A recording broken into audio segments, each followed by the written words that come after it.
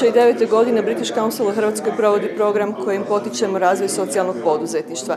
Taj projekt ima nekoliko različitih komponenti. Organizirali smo trening za ljude koji se žele baviti socijalnim poduzetništvom, organizirali smo nekoliko posjeta u Veliku Britaniju, konferenciju koja jedna se relativno nedavno održala u Turskoj i organizirali smo program kojim smo omogućili 11 ljudi iz Hrvatske koji se bave socijalnim poduzetništvom da odu u Veliku Britaniju. Ljudi koji su išli na te dvotjedne posjete su ljudi iz različitih, ljudi koji se bave socijalnim poduzetništvom, ali dolaze iz različitih sredina.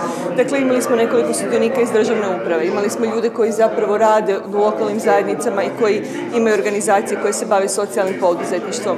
Ljudi su bili iz cijele Hrvatske.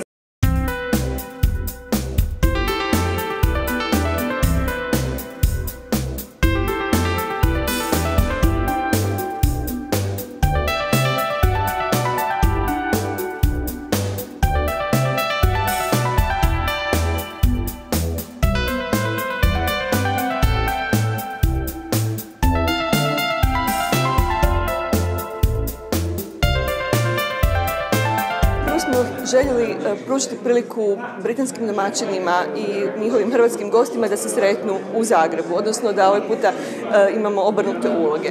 Dakle, dobili smo vrlo dobar odaziv, shvatili smo da 8 ljudi želi doći i može doći u tom periodu u Hrvatsku, ali nam se onda činilo da je zapravo ovo jako dobra prilika da to proširimo. Tako da smo u suradnji sa našim partnerom, Ministarstvom rada, zaključili da ćemo pozvati prvenstveno sve one koji sudjeluju u izradi strategije za razvoj socijalnog poduzetništva u Hrvatskoj.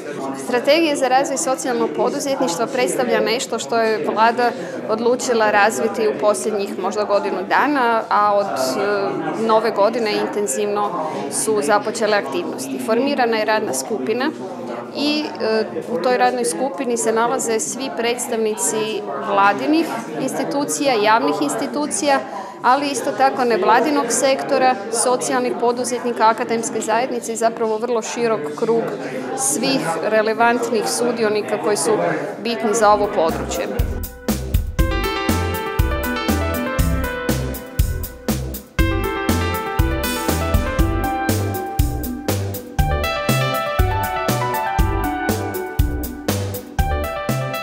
Strategija se radi na taj način da će ona biti zapravo vrlo kratka, operativna i jasna.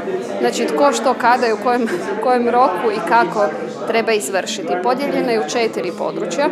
Prvo područje predstavlja definicija i zakonodavni okvir. Drugi dio je definirati područje obrazovanja o socijalnom poduzetništvu i za socijalno poduzetništvo, koje po našem mišljenju treba biti započeto u vrlo ranoj dobi, već i u predškolskim ustanovama, onda osnovnoškolskim nadalje.